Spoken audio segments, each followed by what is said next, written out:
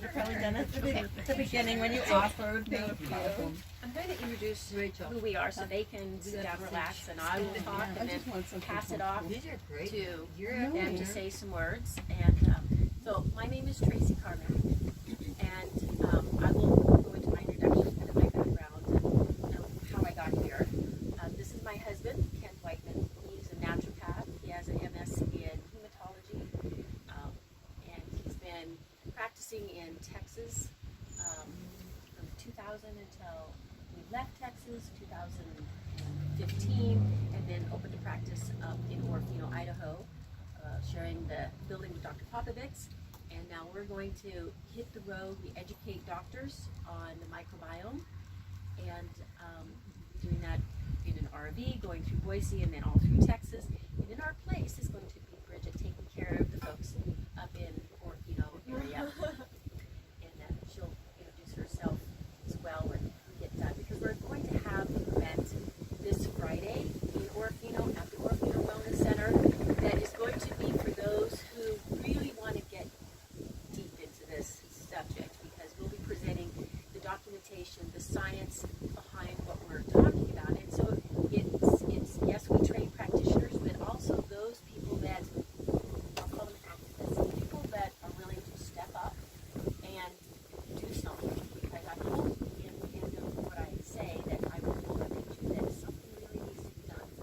And we can get knowledge and we can get educated, but unless you apply that knowledge, you're not wise. Wisdom is the application of that knowledge. So I hope that we'll have the confidence to take a step and get a grassroots effort moving. So that's what my goal is, to get you that information to take that step. So I'll go ahead and let y'all sit down so you can relax, or if you want to stand, that's fine too. It's okay. Okay. Catch me if I fall. Okay. So, and sit wherever. There you go. Take your snack. I'll go sit over here with you. Okay, so this is, my friend Brenda says, let's start nuclear. So let's start at the very beginning. And so you know my background, you know a little bit about me. And I was born in Montana, and it got crowded in Idaho. And my dad worked on Rorschach. So I was raised in Lewiston, and went, came through University of Idaho. At the University of Idaho, I got a bachelor's degree in bacteriology, and went from there to the University of Glasgow, Scotland, to get an honors in microbiology. And then I thought, this is so cool. I really like being in Europe, being abroad. What would happen if I applied for a job? So I applied for a job in Sweden for Pharmacia Diagnostics, which at the time was the biggest pharmaceutical diagnostics company in the world. So shoot high, shoot for the stars. Why not? You live once. So I did. I had a handwritten note, and I got a job in Sweden. So I worked there for 2 years in Stockholm, and then I got really homesick for the U.S. So I've been gone 3 years, and transferred back with that company. And they moved me every 6 months for about 5 years. So I lived in Maryland, in California, in New Jersey, and in California. So I was back, and but I got a lot of experience and learned a lot of things, and then ended up settling down in Texas, and became a certified clinical nutritionist. So I crossed over to the dark side, or actually I went from the dark to the light side, from conventional medicine type of things into clinical nutrition, and then I became a naturopath. So those are the high points, the resonant points. But you know what really life is about here, the tough times. What I call, I teach doctors, I teach them the DMAR system. The D's are really quick to read the character. It's the death, disease, divorce, dysfunction, destitution, dysbiosis, dyspepsia,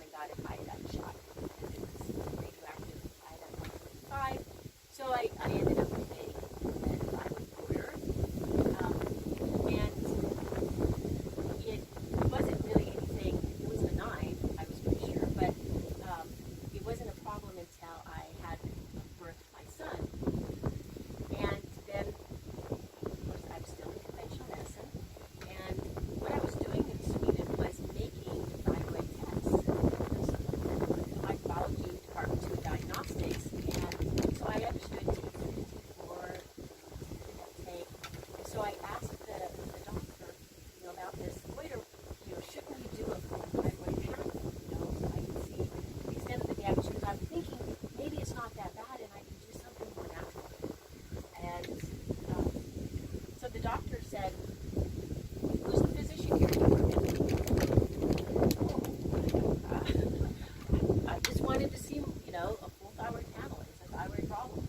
So, that was my first kind of pushback that they don't have to be challenged. So, what happened too with the birth of a child, when you have a thyroid problem or an adrenal problem, you can suck thyroid and the adrenal hormone from your infant. So I knew when my son was born that just because he was redheaded, he was going to have a challenge in life, but he was also extremely active. And so at the time, again, I'm thinking, how can we scientifically look at this? Look at what things make kids hyperactive. Thyroid, insulin, look at just overall mechanism. So I took him to the pediatrician, and I said, I'm aware my son is very active, but I'm wanting to see if I can help him. And she said, hyperactivity, ADHD, is a mental disorder, and you need to take him to your insurance's mental, counseling services. So at the time, I was connected with Caroline through a now ex-husband, and it was Atria. And I took my little 3-year-old at the time and said, I'd like to talk to someone, see what you do here for them. And they said, okay, well, fill this paper out, and I did. And as I handed it to them, they handed me a prescription. I'm like, what is this? A prescription for Ritalin? You haven't talked to it. You haven't looked at it. You haven't looked at any diagnostics on it. Well, this is the way we do it. You put them on the medication, and a couple months, you come back and we adjust the medication. And I thought, okay, now I'm not the brightest bulb here, but I do know that Ritalin is scheduled to narcotic, and this is a 3-year-old child. So, I chose to study another way. So that's when I started looking into alternative medicine. I had the advice that the way to take care of a hyperactive thyroid was to use more radiation. And I was like, wait a minute, I was irradiated in Sweden, and the way to fix it is to put more radiation in it. I mean, things aren't adding up here. So the story evolved with my son that, as I was looking around for other alternatives, I think it was divine intervention that I found a book called No More Ritalin. And I looked, it was written by Dr. Marianne Block, and I was reading through the book and I was like, yes, this is exactly what I'm looking for.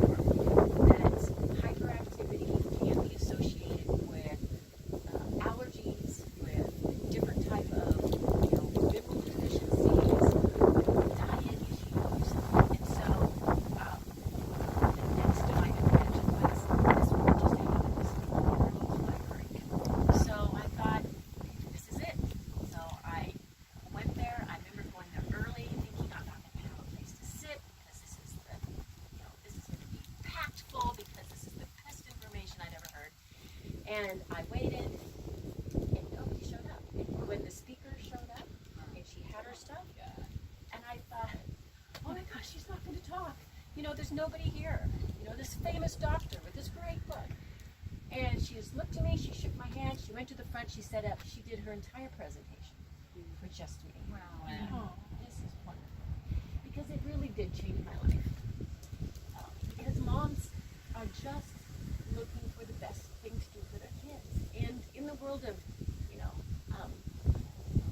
hyperactivity, and you're going to your pediatrician and they're saying your child has a mental disorder, you're thinking, sure, there's got to be something. So I listened to her whole thing, and I followed all the recommendations. I took him to her. That was the other divine intervention. I'm thinking, oh my gosh, she's going to live, in Chicago or something. How am I going to? She lived in our neighborhood. I was like, this is amazing. So he benefited from her treatments and all of the things. Magnesium is a great, calmer. He was so magnesium deficient. He needed, I, again, in utero, I had a thyroid problem. I had sucked his poor thyroid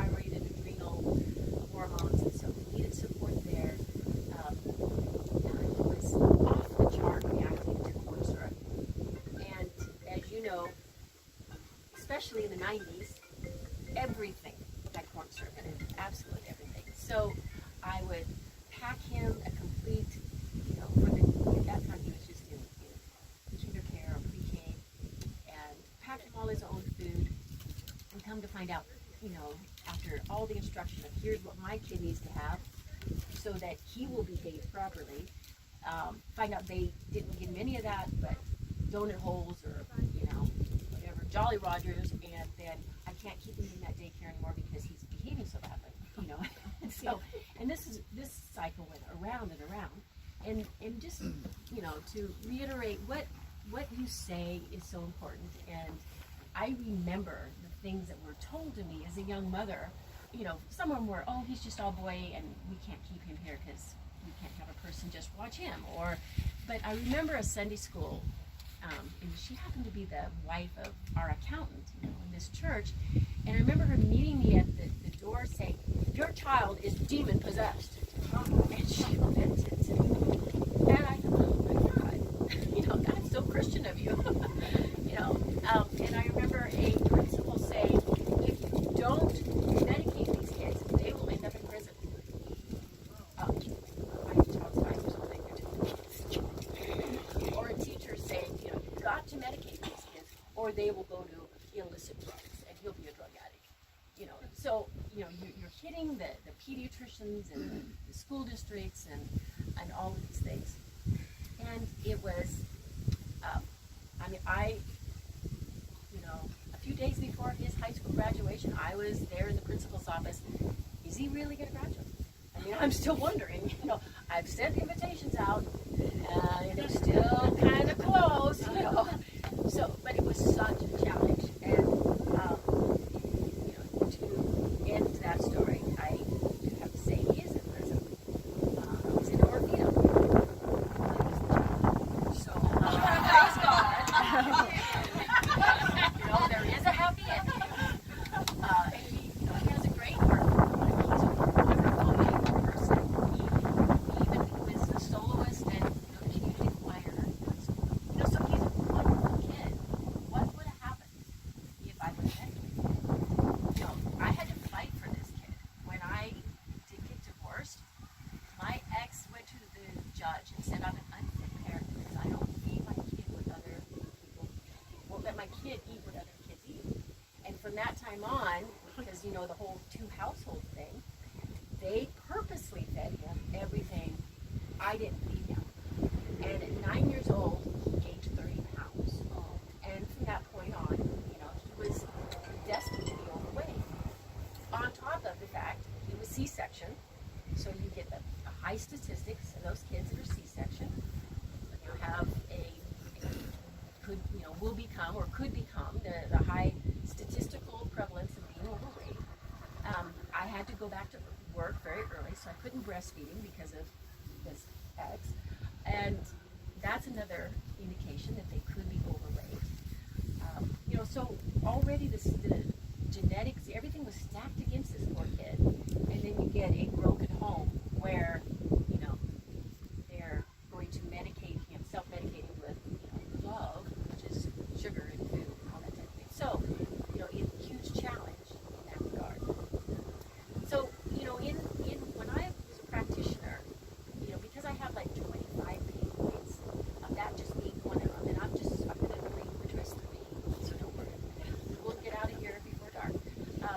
Because I wanted to impress that what I saw through this whole thing, there was a definite difference in his behavior at that 2.5-year age.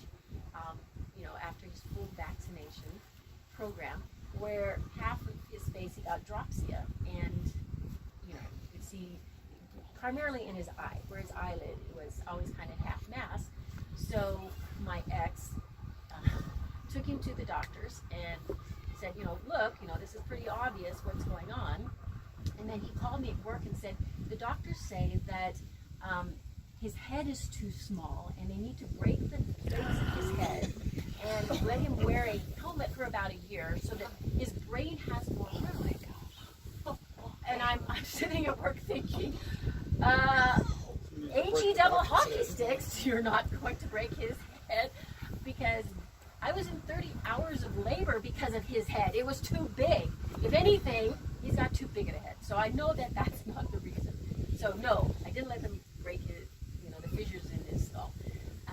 But but then that's what led me taking him to the pediatrician and that whole route of what to do with this hyperactive child. So I was still waking up at that time trying to figure out what was going on. But there was my experience in what I believe was vaccination damage at that time. And not all kids are going to show up with symptoms, but you have to look at what the cumulative risk can be. My family I come from a hyperactive family. There's anybody who has red hair can have a statistical vulnerability to hyperactivity. That's an MTHFR SNP here into the genetic side of it. So if you have an MTHFR SNP from the mother or the father, then there's a very high likelihood, with environmental, conditions, you can be hyperactive. If you have an MTHFR SNP from both the mother and the father, there's a very high statistical, chance you'll have an autistic kid. But again, that's 20% of the odds. You have to look at the environmental conditions that you add to that. So you add a C-section born baby, you add someone who's not breastfed long enough, someone who's put on, food that may or may not have some GMOs or glyphosate, and you've got a formula for autism. And I know when I was born, the autistic rate was 1 in 10,000. When my son was born, it was 1 in 1,000. When my grandson was born, it's 1 in 100. Today it's 1 in 30, right? When are we going to start getting excited about this? When it's your kid? It's 1 in 2. Your grandchild? That's the scary part here. So, this is one of those, call to action things that, I talked to a young mother today, and she's like, you've got the doctor saying you have to vaccinate, and, it's your responsibility, and you're neglectful if you're not. And then you've got all these alternative doctors saying, don't do it. And everyone's screaming at each other, and I just don't know what to do. So I don't want to just be screaming. I want to say, let's look at the evidence. Let's look at the hard facts. Let's look at the documentation and sit down like reasonable people, because these are our kids. This is important. So you look at just simple questions. I have someone go to the pediatrician and say, okay, we know that an infant's immune system is not fully developed until 6 months. So wouldn't it make sense that maybe we would hold off a Hep vaccine, when they actually have their immune system intact? And by the way, I don't plan on my child becoming an IV drug user or a prostitute. At the age of 1? Maybe I don't want it at all, Or inform people to ask better questions. Go to the pediatrician and say, okay, can you just go over the ingredients of what's in a vaccine with me? Just so I have a better understanding of. Yeah, but if you do, you get in trouble. But Experience. yes, but that should not be. We have the obligation. These are people that are making life decisions for our kids that could affect their life. That we have the right to be able to ask these questions. And yes, I too. I have been belittled. I have been fired as a patient. I have, all these things. But that's not right. That's not care. A doctor is Greek for teacher. Are they teaching us how to take care of ourselves so that we don't have to come back to them? Or are they, that's the ultimate goal of a good doctor, right? That's what should be happening. So when you go through the vaccine, ingredients, and you say, okay, what's the purpose of Freon in the vaccine? What's the purpose of aborted fetal tissue in the vaccine? Or, propylene glycol, or what was the others? Monkey virus. Monkey virus. Just go down the list. There's a ton. And ask them why. Antifreeze. Yeah. So that's what I did a lot of times, was teach my patients how to talk to their doctors, how to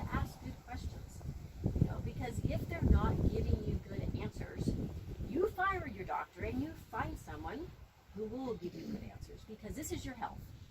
You know, this is your top priority.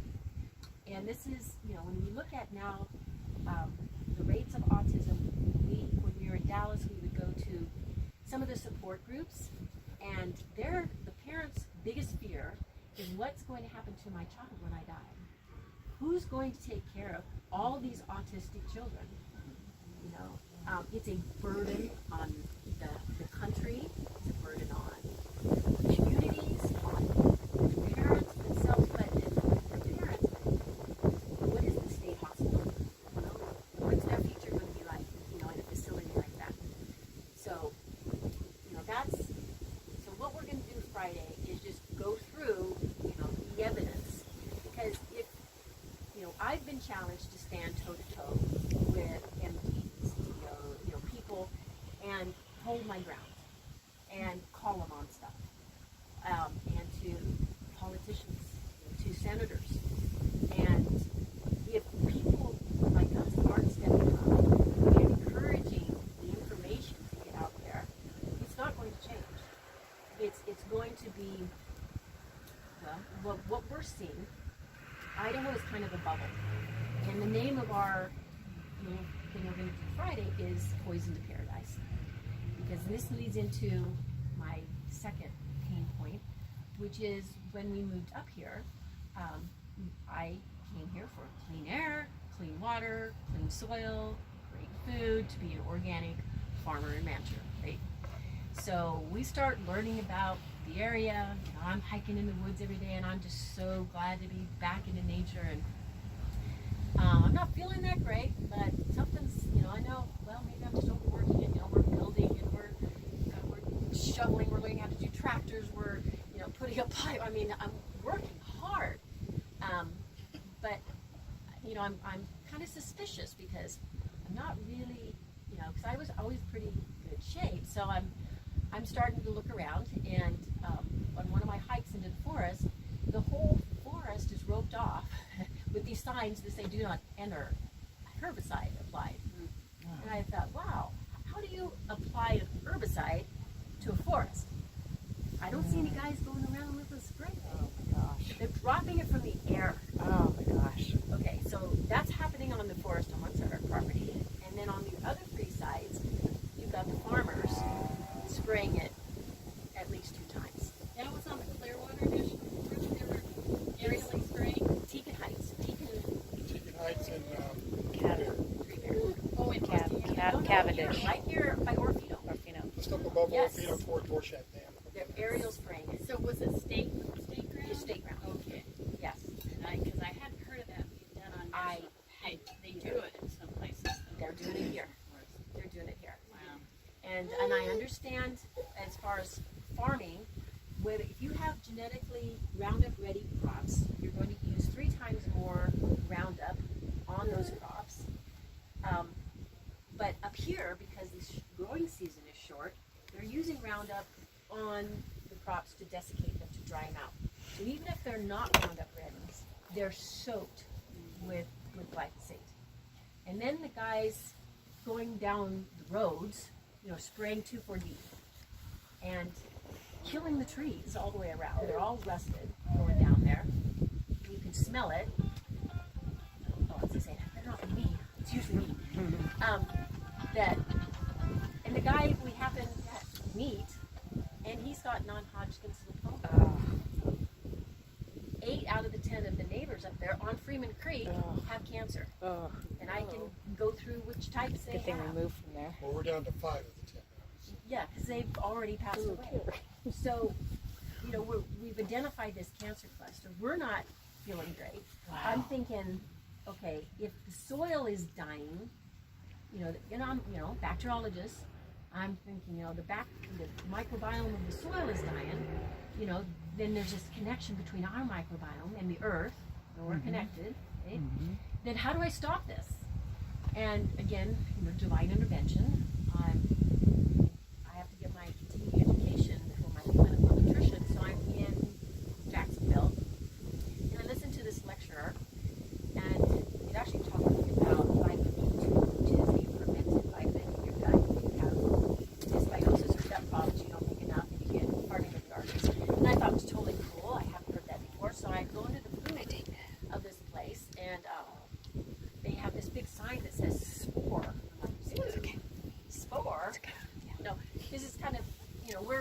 from Star Trek, right? Spores are bad.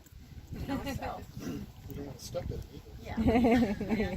So I start, talking to them, and this guy, Kieran Krishnan, got all of his education in Iowa State, and he's just talking about the microbiome and how we're killing the microbiome of the earth, and it's affecting all these diseases and how it's working.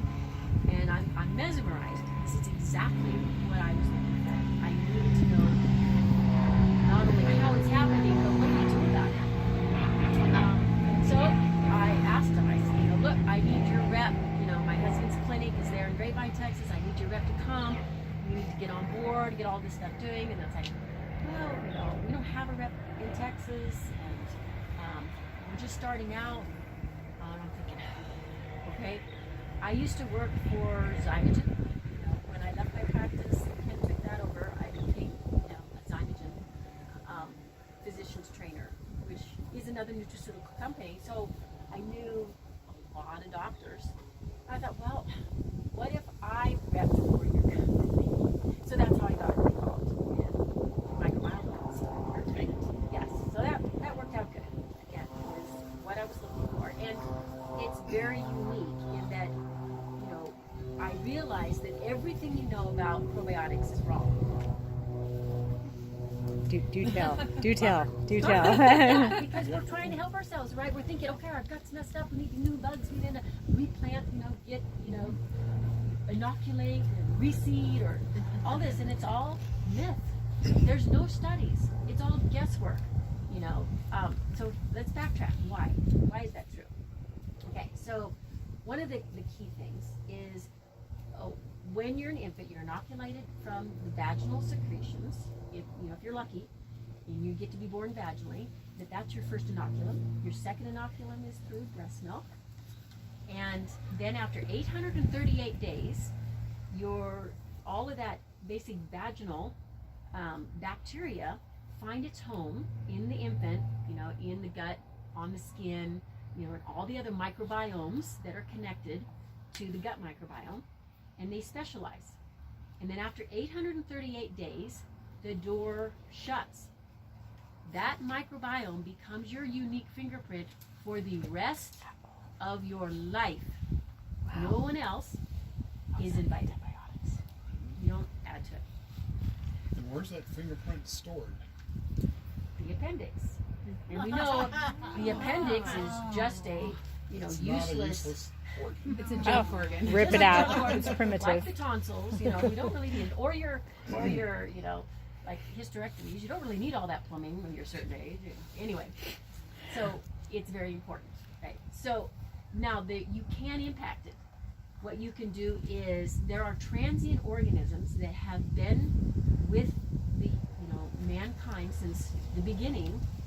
Because this is again the connection between the earth and us, is that these transient organisms, spores, are on the food, and then we ingest them, and they can get past the stomach, past the gastric barrier, and the pancreatic salts, the bile salts and pancreatic enzymes, and they can colonize in the gut.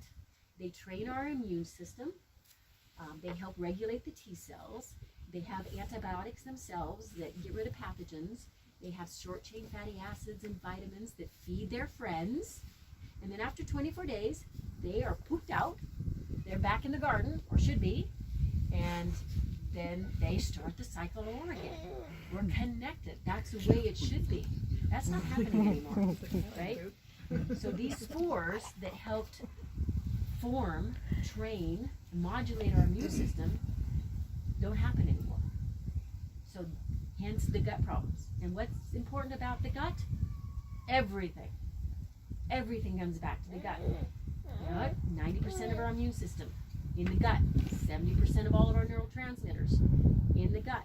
If you've got leaky gut, you get allergies, asthma, autoimmune disease, thyroiditis, rheumatoid arthritis, cancer, on and on. Every single chronic illness comes back to the gut. So we're seeing an epidemic of gut problems in our doctors, okay? And they're the ones who are trying to help y'all. You know, the text is coming out. All y'all, Oh, plural. that's right. So that's a real problem. They don't know how to fix their own gut, and they're trying to help you. So we're helping them, teaching them about probiotics, and which ones, all their lactobacillus and bifidus. Again, even if they were invited to the party, they would be rejected. But they don't get there anyway. The stomach is this great organ to kill bacteria, and that's what it does. Probiotics are just bacteria. They die in the stomach. Now, that doesn't mean they don't have a beneficial use, okay? They're digested, but their DNA, it works as called a metabolic responder. So we have receptors in our gut that are looking for things, and because our gut has trained our immune system to look for what's self and what's non-self, what to attack and what not to attack, that even the DNA of this lactobacillus will have some specific functions, but it's one strain, one function. And these strains are very well known, and there's only that many.